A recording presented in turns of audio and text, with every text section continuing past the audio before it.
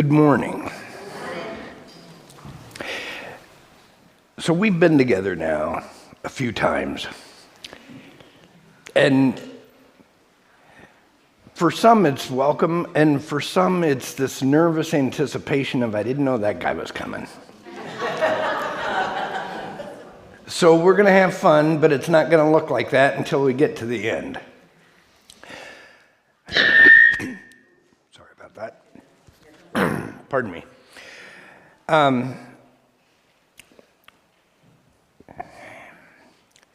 We're going to go on a journey. It's going to be weird for a minute. So think about, put your hand up like this, and you look at your finger, and then you look across to your next finger, and you see it from a different perspective than if you had traced down and come back up to the same spot. You see it from a different angle. Okay? Now the problem with this is how I live. I wander through life looking across from a different perspective than those who were actually there. Now there's pluses and negatives to that, but that's what I got to deal with. And so the point of that is you get a different point of view of what is otherwise an understood thing. That's all prelude.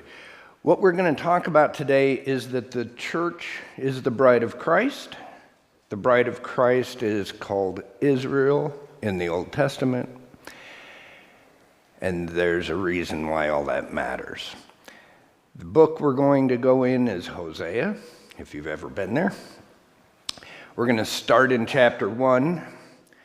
We're not going to stay there long because it's messy, and that's not my point. How do we have hope in a hot mess? This is a place of in Hosea, it's the prophet saying, you guys have done not such good stuff. But the Lord tells Hosea, go take yourself a wife of whoredom and have children of whoredom, for the land commits great whoredom by forsaking the Lord. So he went and took Gomer, the daughter of Diblaim, and she conceived and bore him a son, and the Lord said to him, call his name Jezreel, for in just a little while I will punish the house of Jehu for the blood of Jezreel, and I will put an end to the kingdom of Israel. This is okay, it's heavy, right? This is a mess. This is, you're the prophet of God. Go take a woman of whoredom. It gets worse. That's not enough. Verses 6. She conceived again and bore a daughter, and the Lord said to her, call her name No Mercy, for I will no more have mercy on the house of Israel to forgive them at all. At a base level, our God is a jealous God. At a base level, have no other gods before me. And you go, well, what is this about? Well, they had other gods in front of God. They were apostate. They were sloth. They were not doing right. It's personal. We're going to take a side note. We're over here now, just so you know. If you remember back when I first came, I said Christianity's a contact sport. This is a personal, individual journey with Jesus. That's what we're on. Some of this applies to you. Some of this doesn't apply to you. If it doesn't apply to you, just let it roll. If it does apply to you, then we have to do some thinking.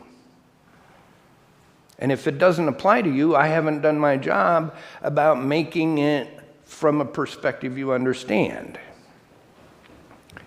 So what we're dealing with here is a metaphor of the bride of Christ, and we wander off and go do whoredoms because we're human, we're broken, and we live in a fallen world. Some of it's by choice, some of it isn't. Sometimes life happens to you and you didn't get a vote.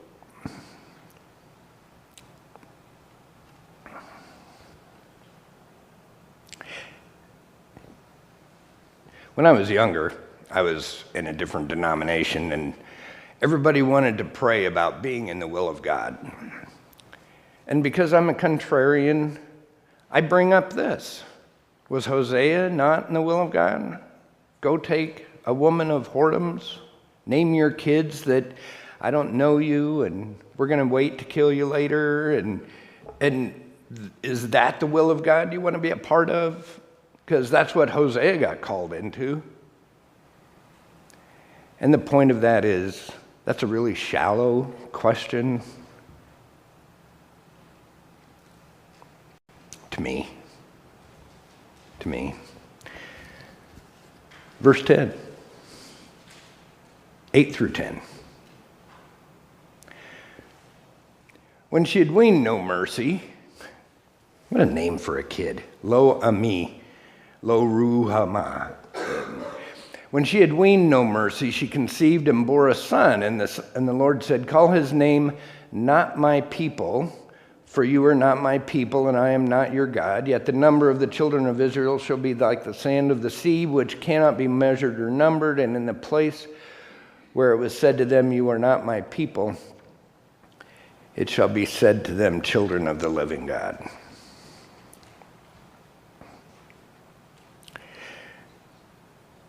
This is quite an indictment of the people of Israel.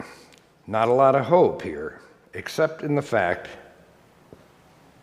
this is an interesting point, except in the fact that God cares enough to bring correction. Because if he didn't care about you, he wouldn't correct you. That's a heavy load. Sorry if you were looking for fun. But if he didn't care about you, he wouldn't bring correction. That's the way parenting works. I chastise the child and I let the bastard go because he's not the heir.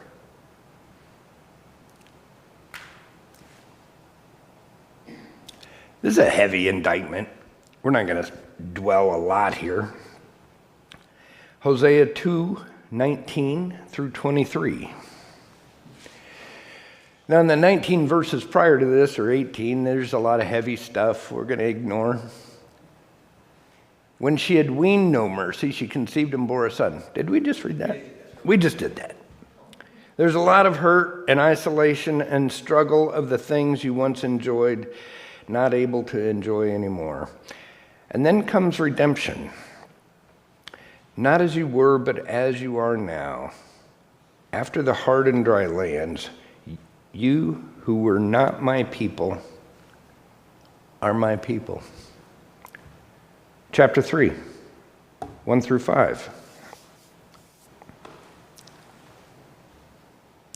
And the Lord said to me, go again, love a woman who is loved by another man and is an adulteress, even as the Lord loves the children of Israel, though they turn to other gods and love cakes of raisins. I have no idea what that means. So I bought her for 15 shekels of silver and a homer and lethek of barley. And I said to her, you must dwell as mine for many days. You shall not play the whore or belong to another man. And so will I also be to you. Redemption comes at a cost. We can't take that lightly. We are worthy of being redeemed, but we have to understand the magnitude of the other side. We can't pay that price, but that's where Christ comes in. He redeemed the bride of the church. Hosea is told to buy his wife back from her straying, pay the price of her redemption, that she will know her worth and not story anymore. In verse 5, afterward they will return and fear the Lord and his goodness. Here is hope, for we have been purchased by the blood of the Lamb. We had to go through all of this to get where I actually wanted to go, which is Hosea chapter 10. I love Hosea chapter 10. And we're going to dwell there for a little bit. Not a long time, but a little. This is where it's going to get personal. Sorry. When I please, I will discipline them, and the nations shall be gathered against them when they are bound up for their double iniquity. Ephraim was a trained calf that loved to thresh, and I spared her fair neck, but I will put Ephraim to the yoke. Judah must plow. Jacob must harrow for himself. Sow for yourselves righteousness. Reap steadfast love. Break up your fallow ground, for it is time to seek the Lord, that he may come and rain righteousness on you. This is the verse. I love this verse. The very end, break up your fallow ground. Fallow ground, for those that don't have an awareness, is every 7 years you're supposed to set aside your field and let it set fallow. And then the next year you can plow it up and move on. The problem in this case is that they neglected to plow it up the next year, and it had sat fallow for too long. And then the weeds take place, and the trees grow in, and the bushes, and now there's a fair amount of work involved in making it productive. This is where it gets personal. There's a part of our world, lives, engagements that we set fallow for a period. It seemed like the right thing. This is a good time to not do a Bible study. This is a good time to, my life is crazy busy right now and I don't have bandwidth. I just had a concussion from some bad news and I need to sit this one out for a while. We all got good excuses. And they're legitimate most of the time. And so we set aside this period where I don't want to be in leadership, or I don't want to do the donuts, or I don't want to, whatever it is. And suddenly you go, well, I got comfortable there. And I filled that time with something else. And I got lazy. And I didn't go back and do the work that the fallow ground requires. This isn't personal to you, it's personal to me, because I have to filter this before I ever bring this. I have to tell myself that I've probably done that. You should take a few minutes and introspect about, there's a verse about you used to be jealous for me. Where's the excitement? Where's the enjoyment? You used to invite people over to play Pepper. And then what? One of the fun couples moved out of town and just wasn't fun anymore? Somewhere in your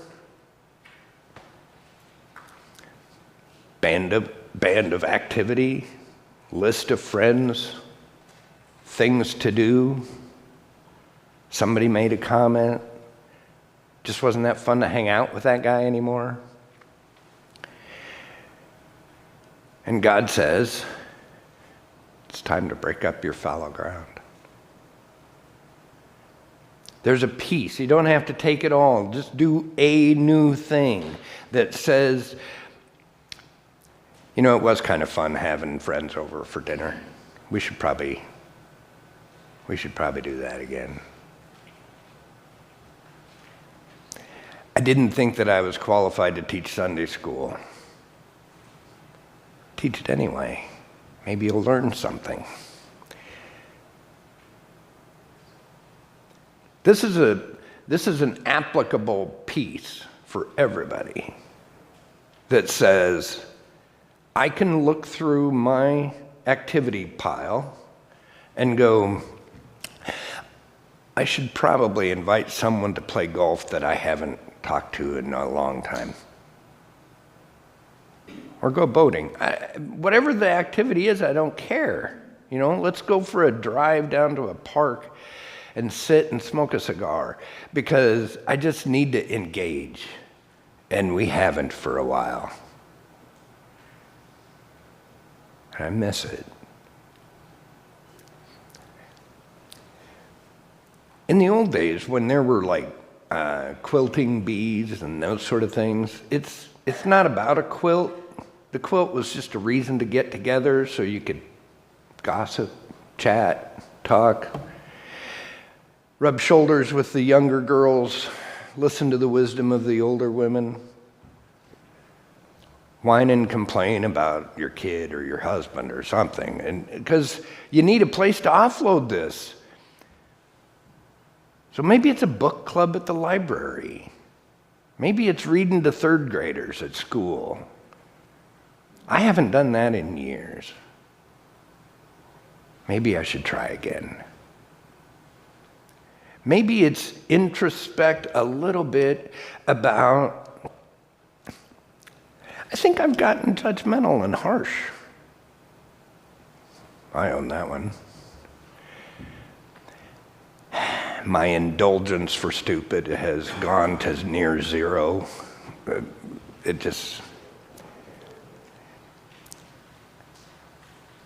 have to own that.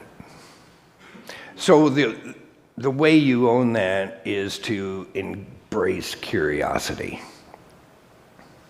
That's an interesting way to do something like that. I've never seen a car wreck like that before. You know, that's a different way to say, you're really dumb. But let's do it from a point of curiosity that says, I've never seen anyone wear shoes like that with that outfit. Bold on you. And that's an option that we have. And when we refuse to do curiosity, that's a sign we're getting stale and old and grumpy. Why can't I be curious?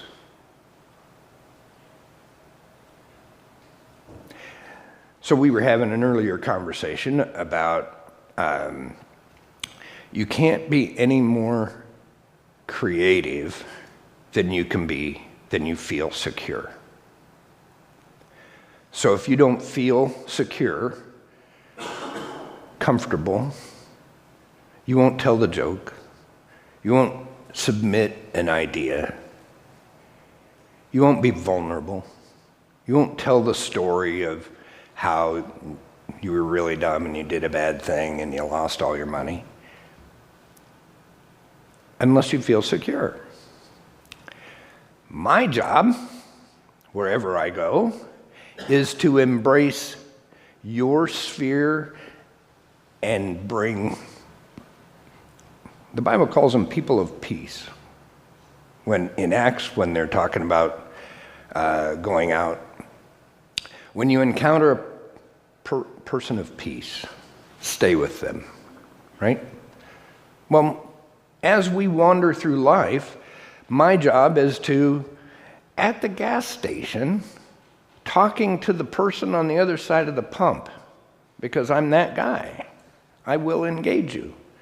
And because I'm curious, back to that, but I bring a sense of peace, that I'm approachable.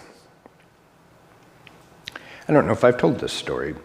We were coming back from Des Moines on Highway 17, and we stop in Madrid, if you're from Iowa. And I pull in, and I'm on this side of the gas pump, and there's a minivan over here, and the license plate says 65 Roses. I'm a curious guy. Mine says, I'll be seeing you too. So I get the vanity plate, right? So I start the gas and I lean around the pump and I said, you can't have a license plate like that without a story. Oh, 65 Roses, she says. My son, who has cystic fibrosis, had friends that couldn't pronounce it, so they called it 65 Roses. And we went from, I don't know if I've ever seen you in my life, to there, faster than I can tell it. Because she was comfortable telling me the story. Because she was comfortable with the pain that had been. He's good now, the medicine is working. We're moving to Madrid so that I can be a para at the school. I got it all. Faster than my car could get pumped with gas. Because I was curious. Because I was approachable. Because I inquired, I engaged. And the point of break up your fallow ground is go back to a time when that was you. Go back to a time when the jokes came a little easier and think about, why aren't they now? Life brings hard times, I get it. But we need to heal, and we need to confront them. And it's yours. I have no idea what fallow ground you've ignored, which I'll listen if you want to tell me, because I'm that guy, but I don't need to know. I don't need, you do. You need to confront where'd the joy go? Here's a phrase. I saw it on LinkedIn, so it's got to be true.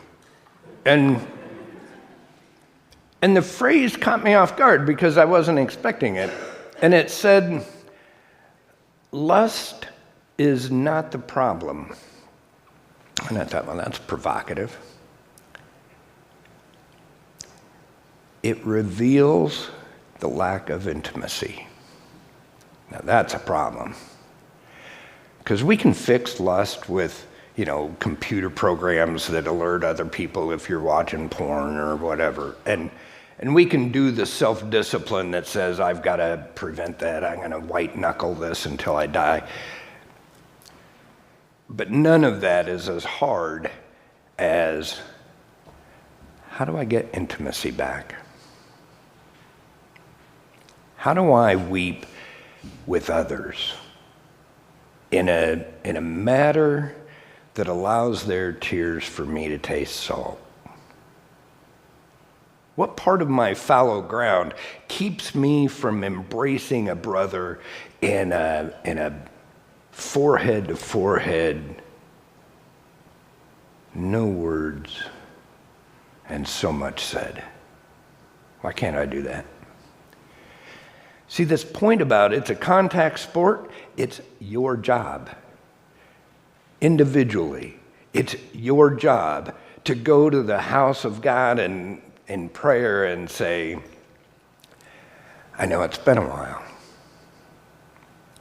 You hurt me the last time I came, and I've been scared. I know it's been a while, and I've not been so good lately. I know it's been a while, and I've ignored this one part of my life that you have been tugging at, and I'm finally ready to surrender. I'm still angry because I read Habakkuk and that said it was okay. It's not supposed to be this way, but it is.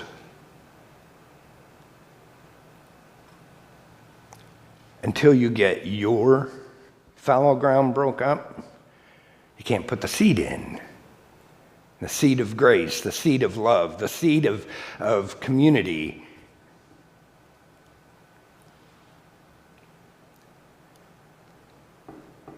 The admonition for you to do the work for you is where we're at.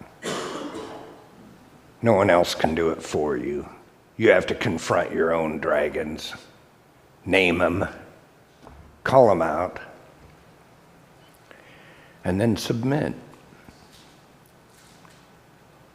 Are you angry at the machine? Are you angry at the system? Are you angry at those people, whoever those people are? Those are excuses for why you don't have to engage.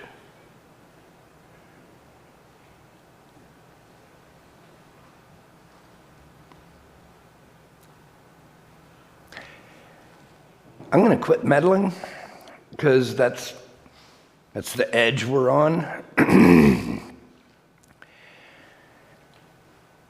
We talked about, I bet you can do this sermon in 5 minutes. It wasn't quite, but we're going to quit early because I can, and it's okay.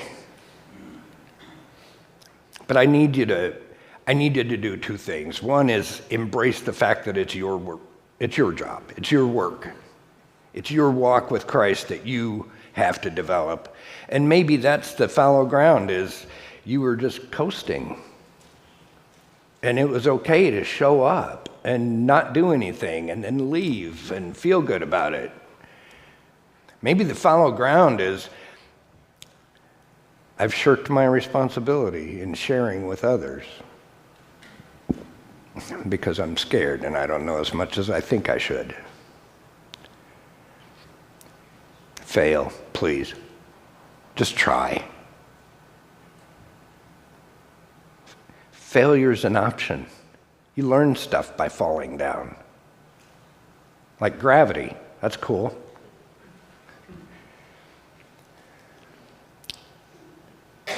Take personal responsibility and go engage.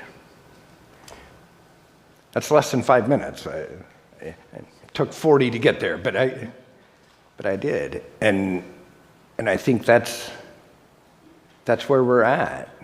I have to take personal responsibility for my walk with Christ.